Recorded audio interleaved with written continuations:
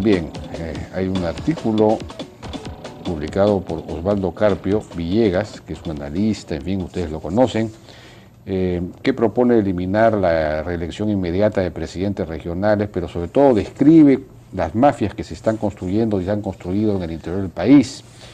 Y buenas noches, Osvaldo, ¿qué tal? Buenas noches, Jaime, ¿cómo Bueno, estás? yo no sé si la solución, yo no estoy de acuerdo con eliminar la reelección inmediata porque estaríamos cortándole la viada a muchos presidentes regionales que sí son buenos, no todos son malos, ¿no? Hay 3 o 4 que son o donde ocurren estas cosas, pero eso no ocurre en todo el país, ¿o sí?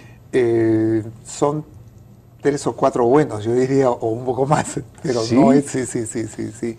La investigación que yo he realizado y el artículo que he escrito, yo lo he puesto en conocimiento de gente de todo el país, y lo que me han dicho es lo que tú has descrito y que se refiere a determinados presidentes regionales, podemos generalizarlo como una plantilla. ¿Cuál es el esquema? A ver, ¿cuál es la estructura? ¿Cuál es la estructura de esto? El esquema es el siguiente.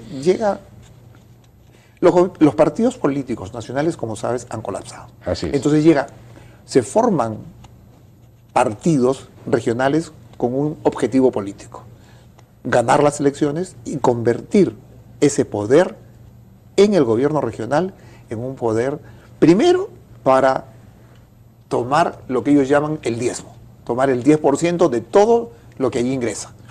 Lo dicen además como que es algo natural, es algo natural, o sea, licitaciones, obras, presencia, por ejemplo, designación de directores de UGEL, designación de directores de colegios, etcétera. Cualquier designación, claro. Todo se cobra. El caso típico es el del gobierno regional de Ancash, que ha llegado al extremo en esta región de haber alrededor de 8 asesinatos. Sí. Pero hay interceptación. 8 asesinatos no es típico, eso es una excepción. Es una excepción. Claro, pero el caso ya, digamos, extremo. Es el caso extremo, de acuerdo.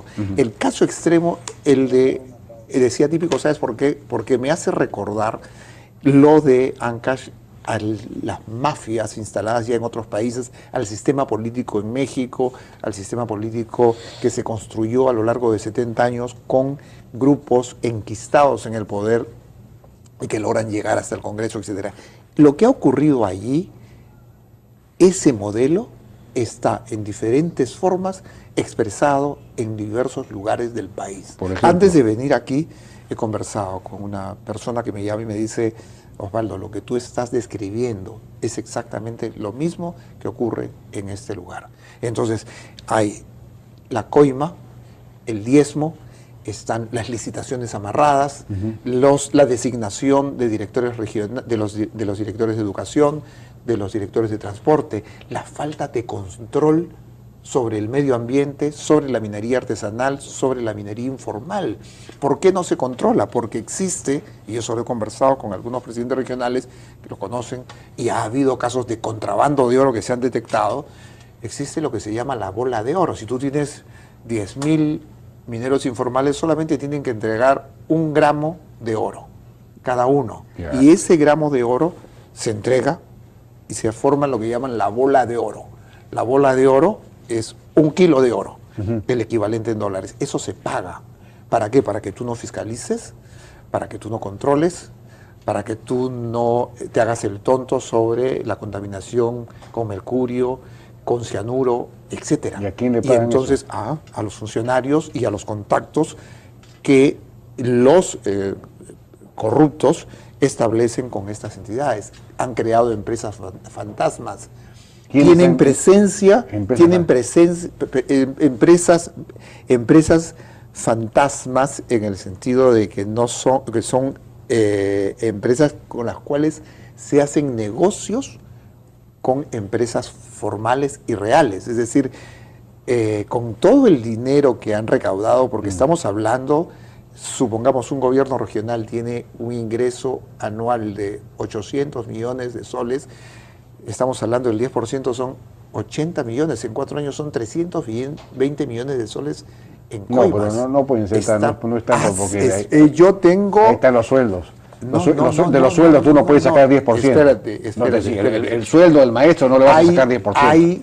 hay ese 10% y hay además las coimas que se establecen, como te acabo de decir, para no mirar, para no controlar. La ley orgánica de gobiernos regionales te dice muy claramente que el gobierno regional tiene como función la promoción, la gestión y la regulación de actividades económicas o productivas en su ámbito y nivel correspondientes a los sectores agricultura, pesquería, industria, comercio, turismo, energía, hidrocarburos, minas, transportes, comunicaciones y medio ambiente. Pero, acá dice tú, pero si tú no controlas nada de eso, si tú te haces de la vista gorda, por ejemplo, cuando hay accidentes de empresas de transporte, donde mueren 40, 30, 20 personas y eso se reiteran, hay un control que tiene que establecer el gobierno nacional, pero también hay un control, como lo dice ahí, que tiene que establecer el gobierno regional. La información que yo tengo es que no se controla, no se fiscaliza, se da pase. Igual con la minería, por ejemplo, tengo el caso de lo que está pasando en la comunidad de Tintay, en la provincia de Sucre, en Ayacucho. ¿Qué pasa? ¿Qué pasa? Que el alcalde, por ejemplo, de Sucre, el señor Juan Fabio de la Cruz, crea un frente de defensa contra la minería, aliado de quién? De los mineros informales. ¿Para quién? Para atracar a una empresa formal que va a hacer un trabajo de exploración, la Anconia. ¿Quiénes se movilizan? Una consejera regional que se llama Zoila Bellido, que trabaja con los mineros informales. Esta señora Zoila Bellido, con el presidente del Frente de Defensa y el alcalde, mueven camiones, mueven equipos, etcétera, mueven a la gente y la lanzan a quemar, a bloquear caminos, a quemar contenedores, etcétera. Entonces, hay toda una maraña, una organización paralela que se ha ido formando, un desgobierno que se está creando, sí, pues, a partir de que la Contraloría General de la República no tiene capacidad para controlar a todos los gobiernos regionales. Yo sostuvo, por ejemplo, hay casos extraordinarios como el caso de primer nivel del gobierno regional de Moquegua, pero es uno con otras excepciones de Apurímac, etcétera, pero no hay capacidad para controlar a los gobiernos regionales, a los funcionarios, las licitaciones, los gastos, etcétera. Todo eso pasa por... Segundo, hay los consejeros regionales, Jaime, se subordinan al presidente regional, llegan fácilmente a acuerdos y entonces, como en el caso de este de Ayacucho, los consejeros regionales terminan apoyando a los informales, movilizándonos como ha ocurrido en Madre de Dios y como se está informando que está ocurriendo bajo otras características en Tumbes. Entonces tenemos... Acá dice que los consejeros forman empresas a través de testaferros, te refieres a los consejeros regionales, supongo. Sí.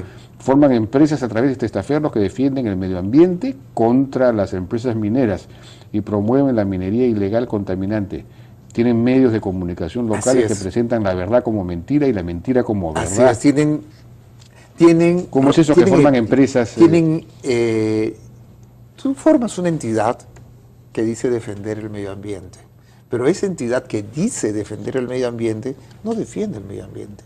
Lo que defiende es la minería informal y moviliza la minería informal sobre pretexto de defender el medio ambiente contra la inversión formal, contra las empresas formales establecidas que llegan a un lugar, tienen permisos del Ministerio de Energía y Minas, tienen permiso del Ministerio del Ambiente y sin embargo no pueden establecerse para hacer el trabajo de exploración porque a través de los medios de comunicación, radios, por ejemplo, este alcalde de la provincia de Sucre tiene una radio, la radio municipal de la provincia de Sucre, y desde la radio municipal de la provincia de Sucre se agita en contra de las empresas formales. Entonces, tú creas un frente de defensa, creas una entidad de defensa supuesta al medio ambiente, pero lo que estás promoviendo es la minería informal. Y esos que promueven esa minería informal se oponen a la inversión formal. Bueno, y esas que promueven la minería informal tienen medios de comunicación escritos, tienen radio, tienen presencia y tienen poder. Y no estás mencionando acá todas las mafias de construcción. Espérate, que no me has preguntado.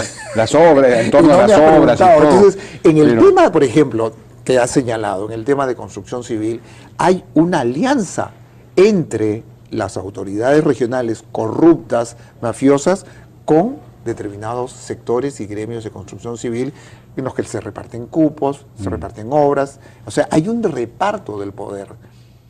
Esto que ha salido sobre el gobierno regional de Ancash es una pequeña parte, es la punta del iceberg que a mí me lleva a sostener que la regionalización en el Perú ha llegado a un punto muerto y tiene que reformarse, tiene que fortalecerse, tienen que hacerse los cambios necesarios. Y uno de los puntos para mí, que ya no se puede hacer para esta elección, pero sí para la siguiente, es que como existe en todos los países, si el presidente de la República no puede ser reelegido de forma inmediata, según el artículo 112 de la Constitución, ¿por qué el presidente regional que maneja enormes recursos con un consejo regional que según la ley solamente puede ser formado por entre 7 y 25 consejeros regionales? La discusión está sobre los gobernadores en este contexto, sí. El planteamiento de algunos de que hay que suprimir los gobernadores, ¿te parece correcto?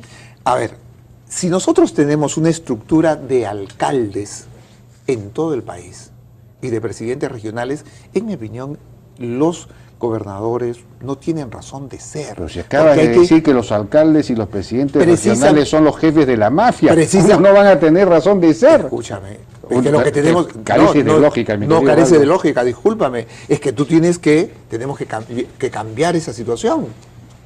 Bueno, pues, pero si tú tienes precisamente un estado que se entonces vamos a crear un estado no, hay un estado formas. Que se está disgregando, entonces Sí. Tú necesitas un funcionario que represente el gobierno central, que garantice la aplicación de las políticas sectoriales, porque no aplican tampoco las políticas sectoriales, la coordinación de las políticas multisectoriales, y que los propios gobiernos subnacionales cumplan con sus funciones. Entonces tú tienes un veedor y también un articulador, pero son funciones distintas a las que tienen ahora. Tendrían que depender de la PCM y no del Ministerio del Interior, por ejemplo. Pero si tú tienes un Estado que se está disgregando, necesitas una estructura que amarre el Estado. Estamos de acuerdo en el tema siguiente, que es necesario volver a concentrar en determinados niveles. Estoy absolutamente de acuerdo contigo, pero eso implica fortalecer los ministerios respectivos y sus direcciones regionales. ¿Por qué? No, los directores regionales están en manos de los gobiernos regionales, mi querido. Lo sé, ya. Por eso te digo, eso es lo que, esa estructura es la que tenemos que modificar y entrar a debatir. Por eso digo, hay funciones complementarias, pero dentro de esas funciones complementarias tiene que haber niveles mayores de concentración, que no va contra la descentralización, pero tienen que concentrarse para poder resolver estos graves problemas que he señalado. Toda una discusión que tenemos por delante en el país, sin duda hay que darla. Muchas gracias, Osvaldo Carpio, por su participación en la Hora N. Vamos a una pausa y regresamos ahora con Osvaldo, otro Osvaldo, pero este es con B chica, Osvaldo Rosales, que es director de la Oficina de División de Comercio Internacional e Integración de la CEPAL, la Comisión Económica para América Latina, que está haciendo un planteamiento, una propuesta distinta, que recuerda un poco los planteamientos de los años 60. Regresamos. Una tablet Claro.